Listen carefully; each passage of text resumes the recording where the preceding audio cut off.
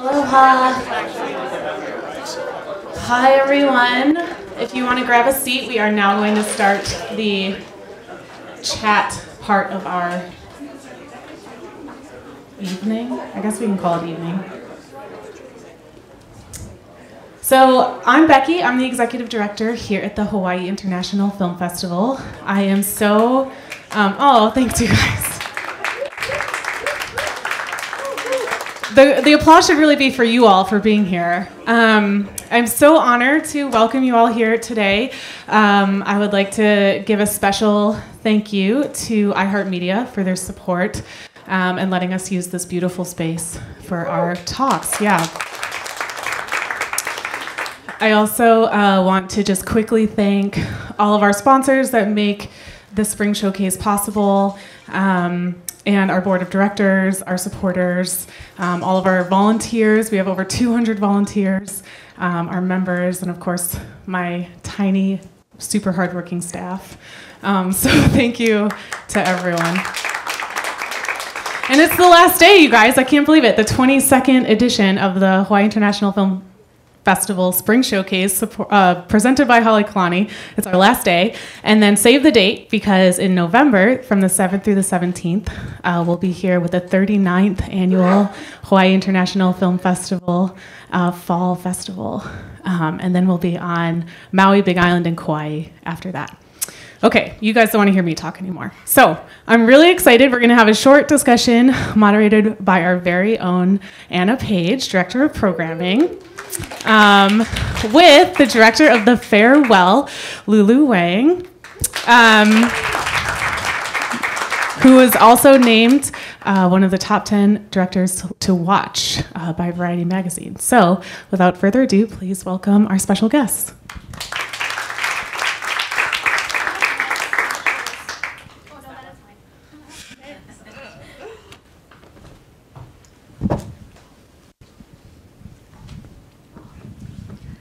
Hi, Lulu. Thank you.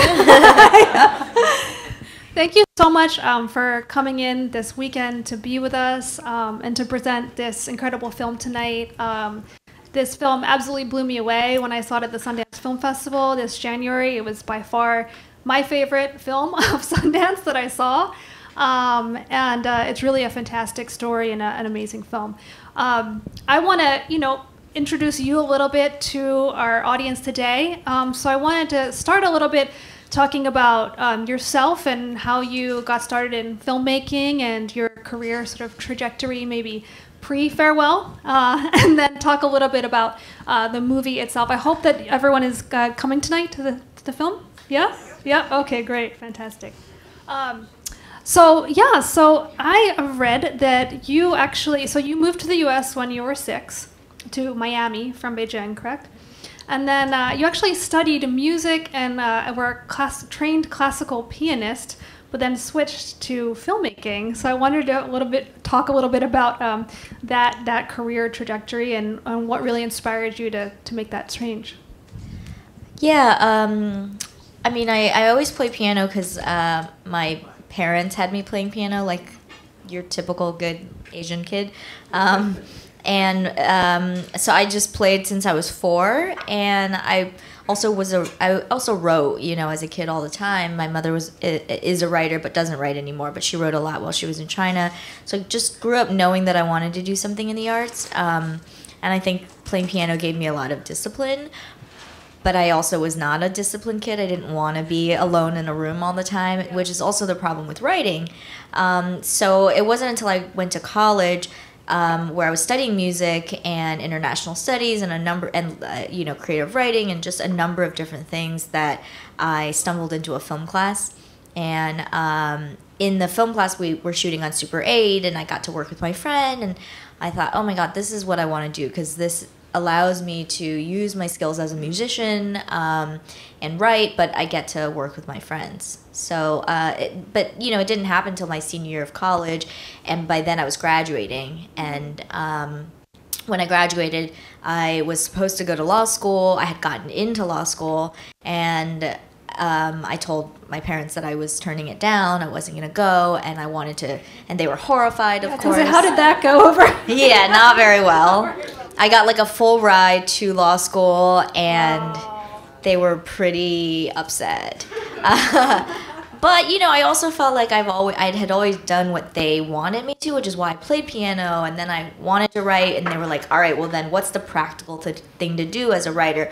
You know, maybe some kind of journalism, but not anywhere dangerous, and not freelance, you know, and so I was always trying to pursue something that I wanted to do, but in these like restrictions. And so I just said, you know, I'm just going to work at this coffee shop until I figure out what I want to do, but I'm not going to go to law school. And they were, yeah, definitely upset about that.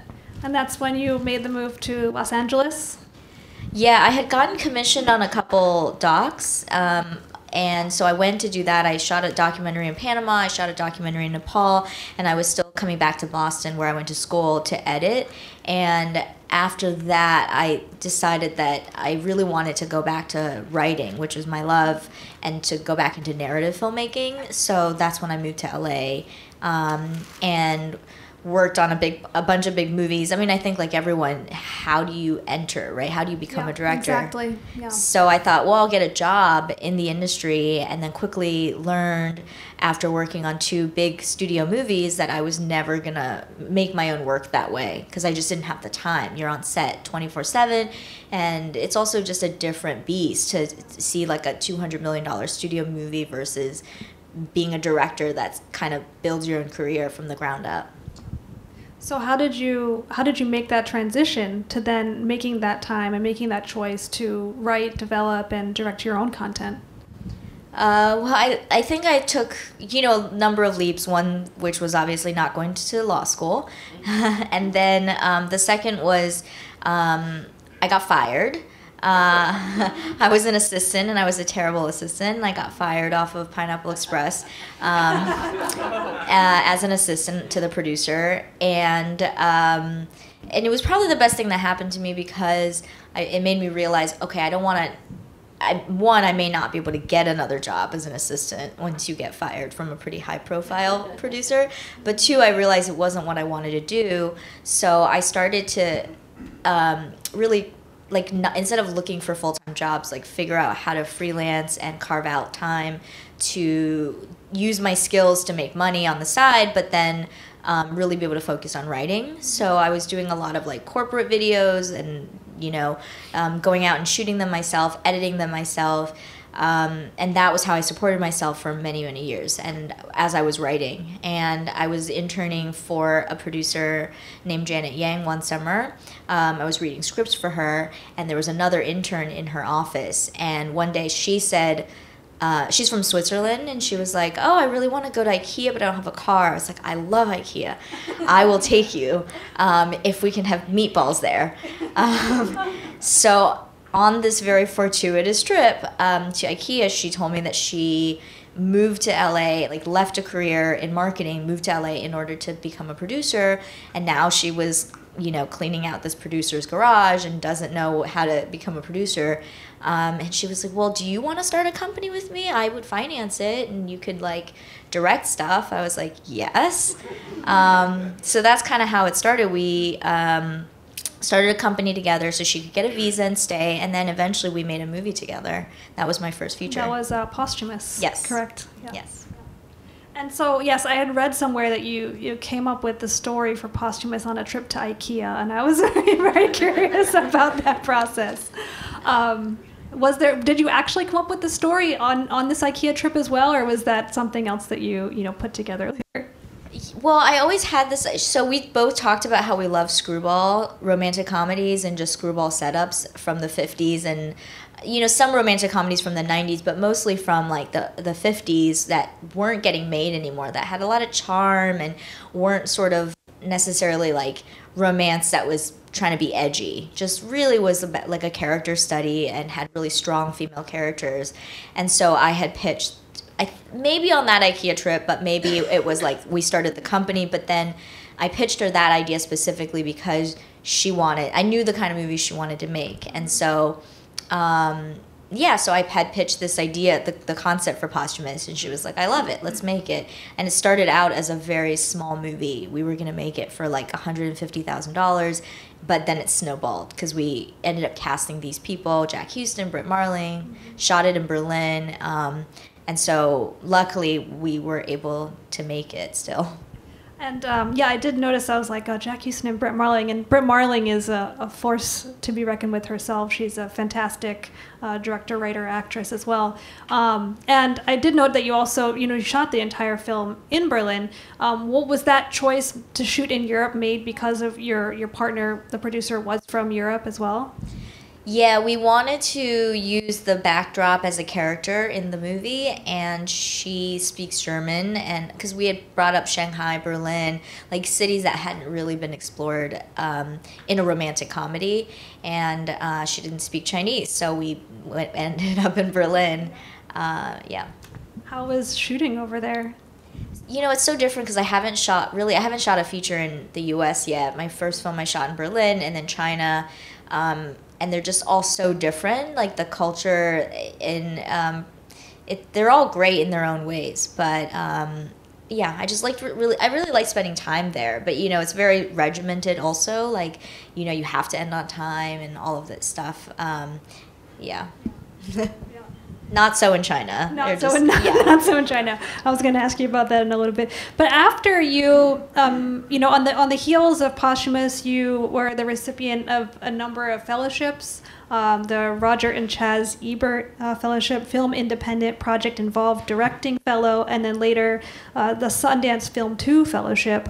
So I wanted to ask you about, how gaining those fellowships, how that really impacted your career and sort of helped you in coming to develop your next project. Yeah, I mean, I think because the way that I made my first feature was very untraditional. My financier was the producer. She had never made a movie. I had never made a movie. We completely made it outside of the system. And I think our naivete served us in many ways because we were just calling anybody and saying, hey, can you help us make this movie? Like people you probably are told you're not supposed to call, right? Like directly. Like I called CAA directly. I called Gerard Butler's manager at one point being like, hey, do you have clients that we could cast in this movie? So in a way that was great because I think it helped us to make it, but in other ways we just made this film and then we were like, now what do we do with it? We didn't know how to sell it. We didn't know that you're supposed to start applying to festivals before you even finish the film.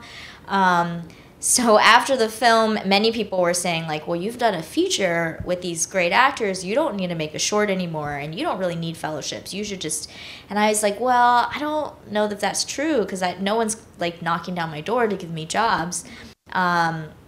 So I think the fellowships really helped because it just kept me in the game where I was able to make a short film, even though it was, my first feature was a significant budget. And then my short film was, a $5,000 budget for 3 days. But it allowed me to kind of figure out what kind of stories I wanted to tell. And also that I could make a movie no matter what budget it was. I could find a story that I could tell and work within those limitations. And then the Sundance Film 2 Fellowship, that was in development of The Farewell, that used that funding to develop your second feature. So I also have read that you were actually wanted to tell this personal story, which is obviously very, very different than Posthumous because it's a story from your own life, that you had wanted to make this film for a while but weren't really able to get the right investment in order to do so. But that This American Life episode seemed to be a game changer. So I don't know, have you all heard the This American Life episode? Anybody? Yeah, 1, 2. So the story for The Farewell, Lulu actually shared on an episode of This American Life, which I listened to when it came out, and I loved it, and it was really exciting. So when I heard about the film, I was like, oh, this is amazing. So how did that really propel you forward in being able to make The Farewell into a feature? Yeah, I think when I first wanted to make it, and I thought about, because I was still editing Posthumous when this happened to me in my real life, and I thought, well, this is why I love screwballs, because they keep happening to me in my real life. I have these screwball like situations, but I also wanted to explore a different tone, that it wasn't a broad comedy. I wanted to explore the awkwardness of family, and sort of this like darker sense of humor, and also I wanted to cast it with authentically, like just the whole cast being authentic, the language being authentic, to my actual experience. And it was pretty difficult to find producers like in America to say, this is not a Chinese film. I'm not looking for Chinese investors to make it a Chinese movie. I actually want to make it as an American film, but in Chinese language with Chinese actors, or Chinese American. And so it was pretty difficult to pitch that idea. And so I set it aside, and this is where, when I did my short film, again, people saying, you don't need to do a short, but because I did a short film, I was on the festival circuit, kept me in the game, and a producer from This American Life saw my short, said, I love your voice, you have other stories. I pitched him the farewell concept, and immediately got picked up by This American Life. They work very quickly, so we were able to develop it, and it was on the radio within 2 months. And yeah, and I mean, I think the industry talks all the time about IP and creating your own IP and how do you go about doing that. And I wasn't trying to do that intentionally, but that's what happened, is that then I had this piece of IP that people started calling me to make the film, as opposed to me calling other people to pitch them. And when they started calling me, then I have all the power to say, okay, well, who do I want to work with? Because there's the Disney version of it, there's the Bad Robot version of it, there's the right? And so I was able to kind of interview the producers as opposed to them sort of quizzing me. And I could say, well, are you going to let me make it the way I want it to? And by the way, I want it to be like 75% in Chinese language and da-da-da. And so that's how I came to decide on Depth of Field and Big Beach, because they are producers who really support the director's vision and want you to make the film that you want to make. So yeah. Yeah, and that way you were able to tell the authentic story. And I think, as you will all see tonight, I think that comes across in the film. And that's what I appreciated about the film so much, was that it felt authentic. It felt like, it didn't feel like some other, yeah. I won't go into that. Thank you. But yeah, so once you got the ball rolling, developing the film, and you wanted to have a cast, which included American-born Chinese actors. You also had some American immigrant Chinese actors, and you also had some actors from China who participated and were acting in the film. Can you talk a little bit about that casting process, especially obviously with the lead, Awkwafina, also aka Nora Lum, as Billy, well, as you, yeah. Yeah, I mean, I wanted to make sure, it was important to me to cast people who I felt represented, not specifically me or my parents or anything like that, but just felt authentic to the family that I knew and to the different levels of, immigrant, to levels of Americanness, So the Billy character, she is Americanized. I mean, she goes back to China, she looks like everybody, but she clearly does not have the same values as people in China. And then her parents are sort of more in the middle, because they came when they were older, so they really understand the Chinese values, but they also understand the American side. And so it was important to have, and then the grandparents and the family in China obviously are the Chinese side, but it was important for me to have those varying degrees, and also having accents be authentic, where the parents have an accent when they speak English, and that Nora speaks Chinese, or Billy, the character, she speaks Chinese, but maybe she has an American accent. Because I think that that kind of authenticity transcends even for Americans who don't speak the language. They don't know that Billy's Chinese is bad or all of it, but you feel it, you know, like her foreignness is so apparent in her energy on screen.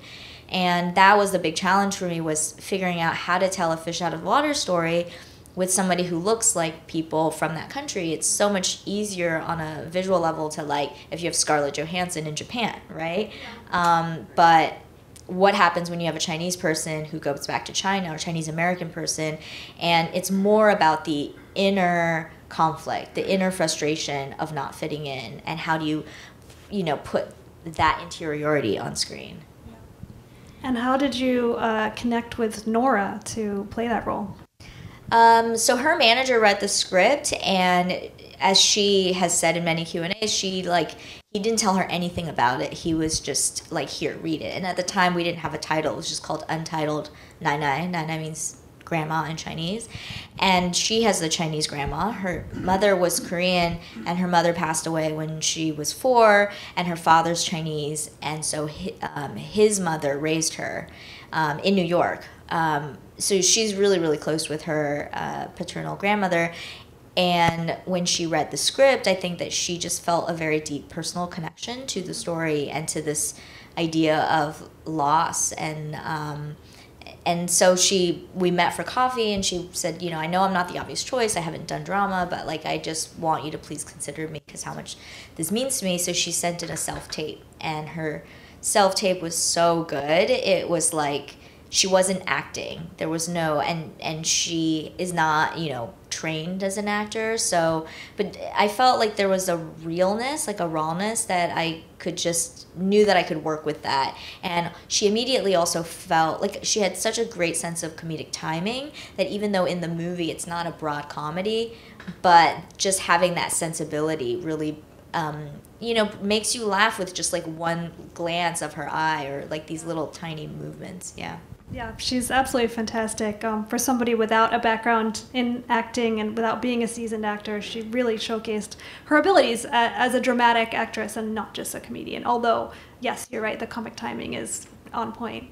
I also know that she doesn't speak any Chinese, so you had to have a coach to walk her through the lines that are in Chinese. Yeah, but I think because she grew up like hearing Chinese, she understood the rhythm and the sentence structure enough that with the coach, it was just tweaking. It wasn't like teaching somebody who knew nothing at all how to speak Chinese. She knew, like, you know, how to say I and you and little things like that. And I think she practiced a lot with her grandma as well. Previously. And was that, I mean, in your real life, do you have, I mean, there's like a language barrier that's very obvious between Billy and her family in China. Do you have that same language barrier, or was that just, you know, written for that character? I have it as well, but I think to different degrees, because I speak Chinese a lot more than Nora does, but that can even be more frustrating because I don't have an accent and I speak it to the degree that a 6-year-old would speak, since that's when I left, they think that I'm from there. So if I talk about really basic things, they just automatically assume that I'm Chinese because I have no accent. Blend in. I do. I totally blend in. But then if they start talking about something more complicated, I'll be like, I can't read either. I can't read or write. So I'll ask for something on the menu and they'll be like, it's on the menu. And I'm like, okay, I can't read it. And they're just like, what is, you know, they just think I'm dumb. They don't know. And so I always have to be like, no, I'm American. I can speak and I sound like you, but I'm not like you. And, you know, it gets really confusing. Whereas I think for Nora, like, because she has such a heavy accent, they just think she's Korean. So, besides that element to the story, you know, in obviously the film, that the story is a great deal more fleshed out than the original story that is told in This American Life. How much of the details that you present in the film are based on your real life, and how much of it is just adapted for the story? I think plot-wise, like, I'm sure there's like some stuff that was a little bit. Like, it's not even exaggerated, but like put together in a way for the structure of the film, but I tried to stay really, really true to all of the nuances, all of the like smaller details in terms of there's a lot of eating, for example, in the movie. And I had gotten some notes being like from Americans who had never been to China, saying there's a lot of eating. It feels really repetitive. And I was like, I know exactly. You get it now. And they were like, no, it feels repetitive like in the script. Like you can't just have characters constantly having talks around a table. And I was like, but that's really what it is. And he's like, well, can't you have them do something else? Like, can't they go like to the park, or can't they do this or that? And I was like, no, if you're there for 3 days, all you do is eat, especially if it's a wedding. Then my producers went to China and they were like, oh, okay. We get it. Yeah. Was there what was that like? I know that you actually shot the film in your hometown. What was that experience like, and bringing your crew and the producers and everyone from the United States to your hometown to shoot, and I'm sure you utilized local crew as well. How did that whole process work? Well, so it's not my hometown. I didn't grow up there, but it's my grandma's hometown. It was pretty interesting because we were like scouting in her neighborhood. We were like, not even intentionally, we scouted her. Like she was like, everyone in the family was like, just use stuff that we have, and we actually ended up scouting a bunch of different cemeteries and ended up shooting at my real grandfather's grave. Wow. Even though I had told my cinematographer, let's do what's best for the movie, what's most cinematic. We're not making a documentary. It doesn't have to be the thing that's real in real life. But we ended up shooting at my grandfather's grave. We ended up shooting in the real wedding banquet where my cousin, restaurant or hotel, where my cousin got married. Just because it turned out to be the most cinematic. And we were often like scouting in my grandma's neighborhood, and if we were there with a team and there was like no bathroom, I'd be like, well, my grandma lives like 2 buildings over, let's just go over there. So we'd walk over and knock on the door and use the bathroom, and then she wouldn't let us leave without like giving us all these like cookies and foods. We'd come back to the crew being like, I'm sorry, here, my grandma brought these. This was like very weird and interesting because I haven't been there since I was 6. And so now to be like in my 30s, like being like, Grandma, my friend and I have to pee, can we come in? Was really, really great and also strange. But at the same time, you were trying to keep it under wraps. The film and what you were shooting, you're trying to keep it under wraps from her at the same time. Right, yeah. So we couldn't tell her what it was about, and she would constantly ask. And, I cast my great aunt in the movie, so she plays herself, and that's my grandma's sister. So my grandma would always be like, who are you playing in a movie? You're not an actor. And she'd be like, I'm just playing a grandma. She's like, me, grandma? She's like, no, a grandma, not you. But like it just got really meta because then she met the actor that was playing her, but like couldn't ask what it, but everybody knew they couldn't tell her what it was about. Yeah. And nobody slipped up or accidentally. No, everyone was. I hope not. I came on set the first day. Because my grandma we had like a production start party, and I was running late, and I got a photo of her hugging Awkwafina, because apparently she saw Awkwafina at the party and was like, Lulu, and just like ran over and hugged her. And so I'm in the car and I'm like, oh no, it's all unraveling. Like she's met her, and obviously she's met all these. And at that point, we had not told her that it was even about my family, but she's now meeting like this woman who's playing the grandma, and this woman that looks a lot like my mother, and this guy that kind of is playing my father, and you see them all on stage, and you put it together. So it was definitely nerve-wracking. And then the first day of shoot, I came to set, and at the time the movie still didn't have a title, so it was still going by Nai Nai LLC, and so all the production cars had Nai Nai written on them, and everyone had t-shirts like for the crew that said Nai Nai, and I had to go around on the first day and confiscate. It was like, do not wear these t-shirts that says Nai Nai. Like my grandma's gonna come to set because we were on that first day shooting down the street from her apartment, so she just came down in her wheelchair and like scooted over to set. you know, and all her neighbors were around, and I was like, you guys I cannot say night-night everywhere because Yeah. be suspicious. Yeah. Oh, that's fantastic. So one other question I wanted to ask is, in your creation of this film, as well as in Posthumous, and maybe more in a general sense, who are your, cinematic influences? And was there anybody that influenced you in particular in the way that you shot or put together The Farewell? Yeah, I would say like very different from my process and approach because I didn't go to film school. So when I made Posthumous, I thought, well, I want to make a comedy. I want to make something that's lighthearted and humorous.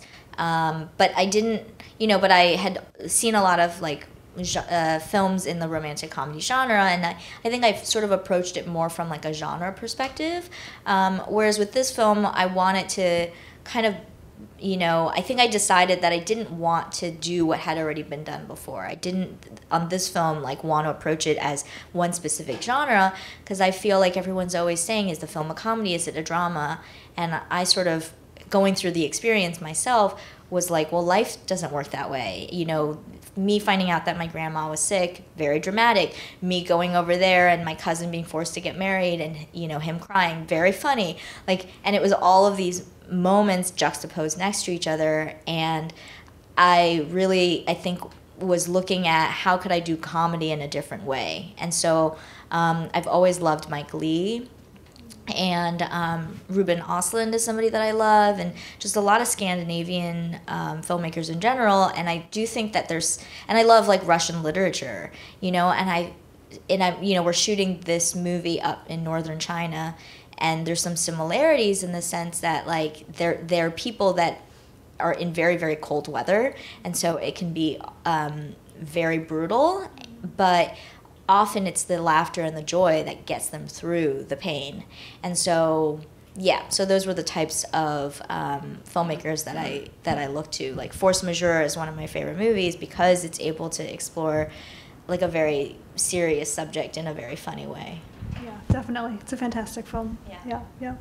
And so, moving on. So you've made one romance. You have this dramatic, comedic, personal film. What do you think is next? What's on the horizon for you?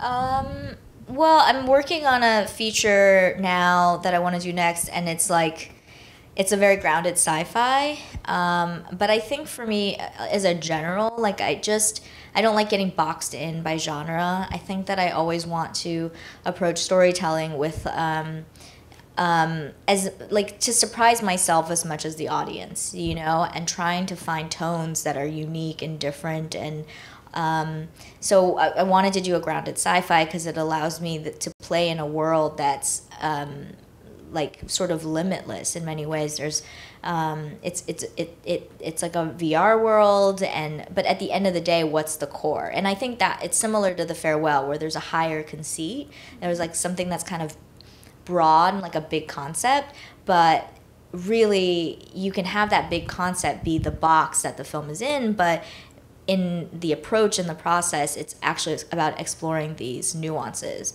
And so in the sci-fi film, it's, a virtual reality world, but it's about parents who have digital children. It's a world in which like parents are able to have children in the virtual reality world, and these parents lose those children. And the question, and I love to ask these questions, right, that maybe there's no right answer to at the end of the day, but in that movie, the question is, if something isn't real, right? If the children are digital, but the memories are real, then are the emotions real? Are you justified in having them? How do you grieve something that never really, quote unquote, existed? And so at the end of the day, it's still about family, it's still about connection, it's still about communication. Oh, that sounds fascinating. And you're still in the process of writing that right now. Yeah, trying to. Yeah. Working on it. We'll stay tuned. Well, I want to open it up for some questions from our audience here. So, don't be shy. Just raise your hand and we'll have some question and answer. It's always the first one. I know, it's always the first one. Yes, Shirley, yes. Let's talk about Aquafina and your casting process and how it was working with her and how you chose her specifically. Well, like I was saying, you know, she just like her tape felt so real. There's something so New York about her, it just energetically, that I felt like, oh, it's going to be interesting to watch if I plop this person in literally my grandma's town. It'll be funny to watch, you know, because I just know they'll make fun of her posture, tell her to stand up straighter, tell her not to do this or that, you know, and yeah, and she's so great. I think she was really nervous while we were shooting because she had never done drama and was so insecure about it. And just being in this totally foreign place where people love to stare when you're not from there and you're out in the street. And so I think there was a lot of challenges around that. But in the end, she was so great because she just trusted me and trusted that I knew what I was trying to get out of her. And, you know, we did a lot of like oneers, and so we did many takes, and I think she wasn't used to that. She hadn't done these like more European style films where you're running the scene from beginning to end and okay, got it, let's do it again, and doing it like 12 times. So Some more questions? Yes. For you, the film The Farewell is really personal. What do you hope filmgoers will take away? Well, I think I hope that film goers, audiences will just.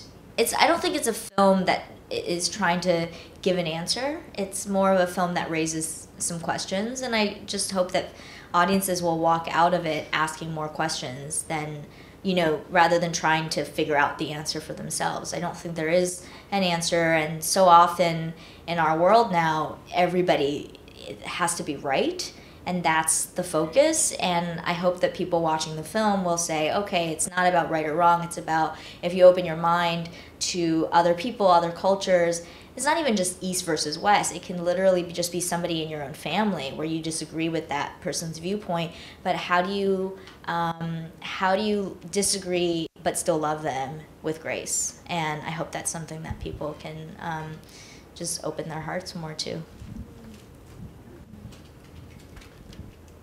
Questions? Yes. As a Chinese woman growing up in America, how do you think that has affected your attitude towards filmmaking? Well, I mean, I think there's not a lot of people that look like me. So I think my attitude was, until I took that class, I had never thought about becoming a filmmaker. And then when I did take a filmmaking class, nobody looked like me. I was like one of 3 women in the class probably. And then all the filmmakers we studied were men. And even when I went and did a world cinema class where it was more than, you know, there were like some Asian filmmakers, they were still men. It was like Wong Kar-wai. And so I think that's affected in a way, like a subconscious way, where I just didn't like have one specific person I could look to say, oh, well, that person did it and they're like me. So I had to kind of just do it anyways. Like, even though there was no one that looked like me, I was just still gonna go do it anyways. And for my parents, that was really scary because they weren't out in the world and they were just like, you're gonna do what? And like, they just didn't know what the path was, because the reality is there is no path. But I think and this is why I often say how important representation is, like, for my parents, having Ang Lee at least, you know, they recognized him, and so they were like, oh, right, there's Ang Lee. Yeah, and, you know, he didn't make his first film until he was 35. They, like, read every detail about Ang Lee, and they were like, yeah, and, you know, he lived off his wife, like, she was working, and he was just home taking care of the kids, and so if he could do that, like, you can do it. And so, you know, and that gave them, like, somebody to look at. And I was talking to my parents about it recently, and my mom was like, well, I only brought up Ang Lee because, you know, we're dumb and we're not, like, part of American culture and we don't know anybody else. And so that's the only person I could point to. And I was like, exactly. But that's who you could point to, right? Because you're not part of this culture. So if there was no Ang Lee, you would literally point to no one. You would be like, director, like Spielberg, and for them to believe, but like seeing Ang Lee and seeing his career path, seeing that he made smaller movies about his family and then went on to make bigger movies and become very successful, just gave them like one little bit of light into the industry. Have they seen The Farewell? Yeah, my parents saw it for the first time at Sundance at the Eccles premiere. Yeah, it was pretty crazy. What was the reaction? I mean, I think it was pretty overwhelming for them. The whole audience kind of asked at the end, well, Mom and Dad, what'd you think? My dad was like, pretty good. And then everyone started laughing. So I think they're still processing because they saw it for the first time at the premiere and not knowing how people would respond to it. And when I was developing the film, my parents did read the script, and my dad would just say, like, I guess it's good, but like, I mean, it feels very real, but is it interesting? Because to him, this was his everyday life, and he was just couldn't fathom why people would give me money to like tell this story. And he's lived like really crazy stories. Like he was entrapped by the KGB in like when he was a diplomat in the Soviet Union, and I was like, I've been like trying to get the details out of that story to write about. And even about that, he's like, is it interesting? I was like, Dad, like they try to get you to become a double agent. Like, what do you mean, is it interesting? Like, yes, it's very interesting. But I think it just goes to show how, how there's this huge separation between what Hollywood is supposed to be and the type of stories that are being told versus like us as everyday people. And like, it's been great to show them that it is, how many people are responding to this story. And my great aunt as well, when I cast her, she was like, well, I'm not an actor, I'm gonna ruin your movie, and because I'm, my face is fat and like blah blah blah, and like just very self-deprecating in a funny way, but still self-deprecating. And so for her to see that she is worthy of being on the big screen has just been really meaningful. Right here and then here. So I first want to say I'm so proud of you. I'm from China, first generation immigrants, and share a lot of the similarity of from what you talk about in real life experience. I have a daughter that's 21. She probably speaks the same Chinese as you, that's from 6 years old and all that. So a lot of these our families, these cross-cultural families, we're dealing with kids like you that you have this cultural clash that you grow up here and then you're filming the cultural fact in your grandmother's hometown and such. And especially in the value of Chinese culture in this story that I read. I haven't seen the film yet, but it is something to show the respect, out of respect to the senior, that you're not telling her conditions and all that. Mm-hmm. And yet, partially of your filming was done while she's still there, living. And when you cast your great aunt as the character, so your family in China actually knew the story, knew what you're doing, at least your parents and the great aunts and all that. So I want to ask you, what was your parents' attitude and what was their experience when you first break this? Hey, Mom and Dad, I want to make this film about grandma and this story. How is that settling with the traditional family value that's showing respect to the senior? That's thing one. Thing two, during your filming of this, you got in contact with your Chinese families there. Mm-hmm. And how is making this or supporting you through this film touched or impact their value? Well, I don't know that I can answer the second one. I don't know how it's impacted their value necessarily. But speaking for my parents, because they're the closest to me, they were able to ease into it because we did the This American Life. So I brought this producer home to their house in Atlanta and asked them a lot of questions.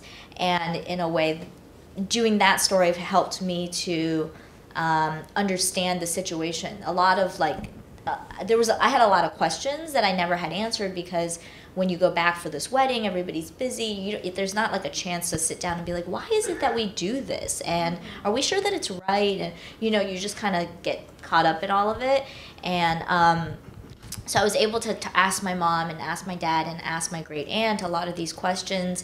And then the story came out. So there were all of these steps. And then, you know, the movie got set up at a company. And I would always say to them, are you sure it's okay for me to do this? Because what about grandma? Like, what if she found, like, we don't want her to find out?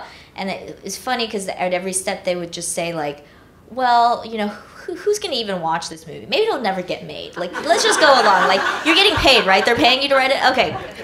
You know, and it's just this, like, juxtaposition of, like, we want like Lulu to do well. Like, this is what she does. This is her career. And if people are going to pay her to, like, go do this, of course you'd be dumb to say no. But there was a bit of self-denial. And finally, when the film got into Sundance, I was like, guys, it got into Sundance. Well, you know, it's a film festival. Maybe it'll never get distributed in China. And so every step of the way, and then finally after Sundance, my dad saw how much press and everything there was, and he was like, maybe we should talk to the family in China and figure out what to do. So yeah, we're still in that right now. And I don't know that it's affected the values, but I was just back in China recently, and I was with my aunt. Her Gugu is aunt in Chinese, and I was with my boyfriend. We were in the car, and I asked this question about, like, you know, grandma's been around, and, like, do you feel like how do you feel about all this? And she gave me a monologue that's actually the exact same monologue that's in the movie, but in the movie it's, like, said by my uncle. And it was just so funny for me and my boyfriend, who's American, to hear that, because he's like, obviously they still believe this very much, and literally saying the stuff that's in the movie. So it's this very meta kind of thing where I think they believe what they are doing is right. So. And will the film be shown in China? Will you get distribution there? Yeah. Yeah. Work in progress? Yeah. I mean, it looks like it's going to be, but we don't know when yet. Yeah. I know it's complicated. Yeah. We have time for a couple more questions. I know we had one right here. Okay, so what was the most important aspect of Chinese culture that you wish to highlight when you were creating this film? The most important, I think, and it's probably one of the big themes of the movie, which is this idea of love language, and that one of the big cultural differences that we have to navigate as immigrants, or just even generational differences, is that the way you express love, or you're used to love being expressed, may not be the way that they express love. And just because there's a difference in language doesn't mean that the love isn't there.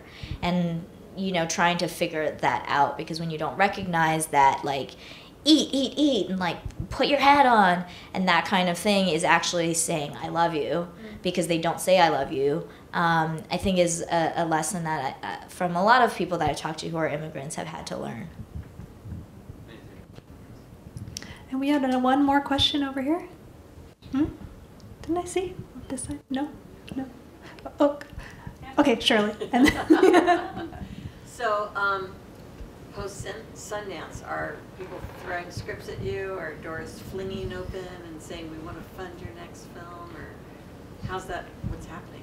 Yeah, actually, surprisingly. Wow. Yeah, Great. it's kind of amazing. And I do think there's a real, like, change right now in the industry where everybody does want more female directors, and they want people who are people of color, and people who have immigrants, people who have different perspectives, so that they are not rehashing the same story over and over again, or if they are rehashing the same story, that you might bring a different perspective to it. So who knows? I mean, right now there's a lot, but I think it's still important to figure out what I want to say and pick the right projects, because it's still like a big machine that you can get caught up in. And much overdue recognition and desire for more diverse storytellers and stories. Yeah, at this and time. and I just hope it's not like a trend, you know, I know for what the you mean. moment. I know but what you that, mean. yeah. Yeah. Me too. Yeah. Me too. We had one question here. What has been the biggest obstacle for you since making that first decision to decide, to make films up until now? Just making films in general. Just from making the decision to become a filmmaker until now, what would be the biggest obstacle? I mean, I think the biggest obstacle is just like to keep going when there is no hope.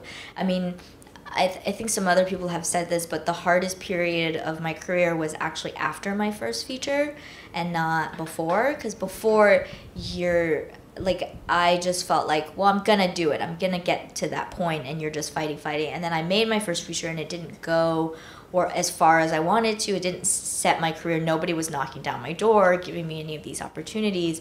And that was like a really difficult 3 to 4 years, because in many ways I could have seen that first film as a failure and said, oh, well, maybe I'm just not meant to be a filmmaker because I've done it, and it, you know, I didn't get the success that you read about with so many first-time filmmakers when they debut their films.